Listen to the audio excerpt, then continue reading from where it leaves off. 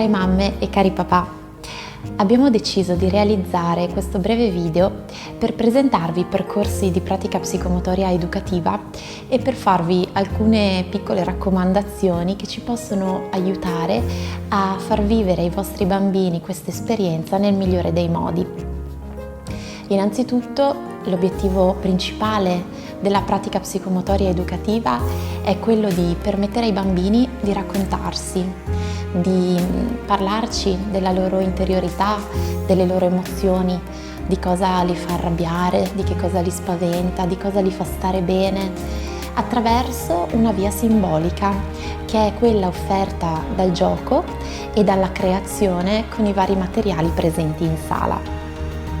Lo psicomotricista è appositamente formato per accogliere tutte le manifestazioni, per così dire, dell'interiorità dei bambini, anche quelle che a volte ci mettono un po' in difficoltà, per esempio quelle emozioni che trovano il loro canale di espressione attraverso il pianto, le grida, l'agitazione motoria. Il bambino qui nella sala può liberamente esprimere ogni tipo di emozione e tutta la sua pulsionalità, e lo psicomotricista gradualmente lo aiuta a trasformare ciò che sente e a darci un senso per fare in modo che i bambini ne guadagnino in termini di benessere, di rilassamento, di distensione, di sicurezza affettiva e anche in termini di apertura agli apprendimenti, alla relazione con l'altro, all'ascolto, alla comunicazione.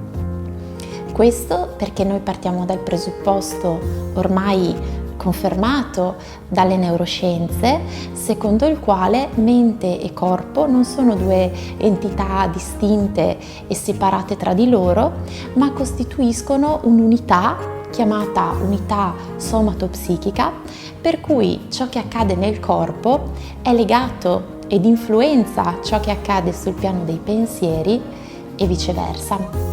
E quello che fa da ponte tra il corpo e la mente sono proprio le emozioni.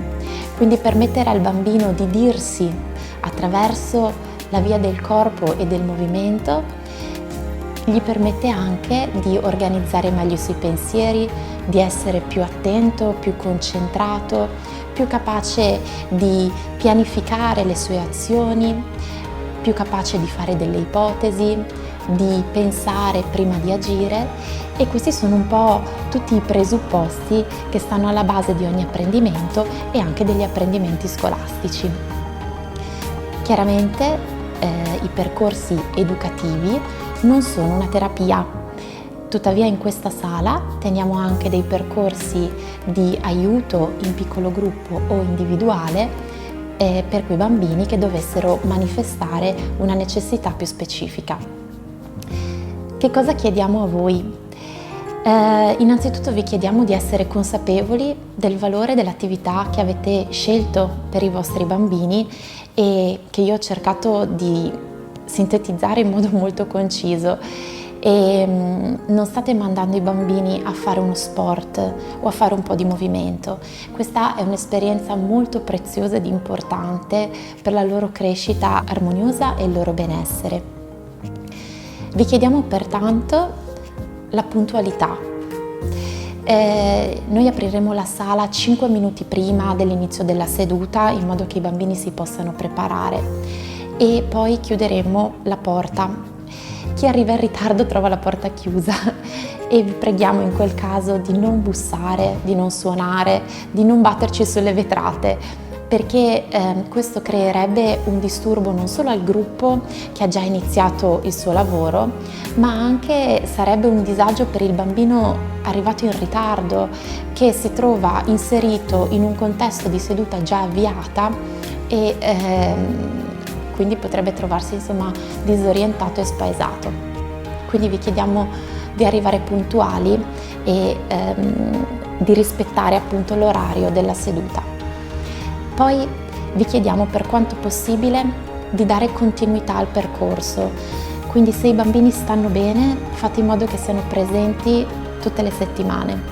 Questo è un aspetto molto importante per poterci permettere di lavorare al meglio con i bambini e di far stare anche loro bene e di ottenere tutti i benefici che ho cercato di raccontarvi fino ad ora.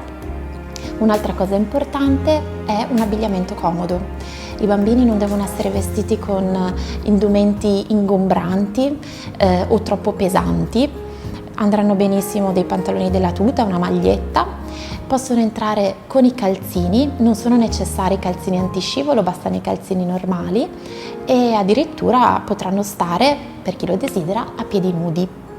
Come ultima cosa vi chiediamo di non richiederci delle informazioni sui vostri bambini, su come sta andando il percorso nei momenti di entrata e uscita in sala d'attesa, perché non ci piace parlare davanti ai bambini di ciò che li riguarda e perché non è il contesto adeguato per questo tipo di scambio.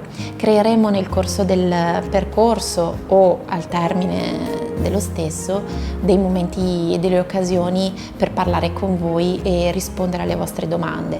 Se invece avete necessità di avere un colloquio individuale sul vostro bambino prima del previsto, potete richiederlo tramite la segreteria e saremo felici di darvi un appuntamento. Credo di avervi detto tutto e quindi non mi resta che dirvi grazie per la collaborazione e aspettiamo i vostri bambini. A presto!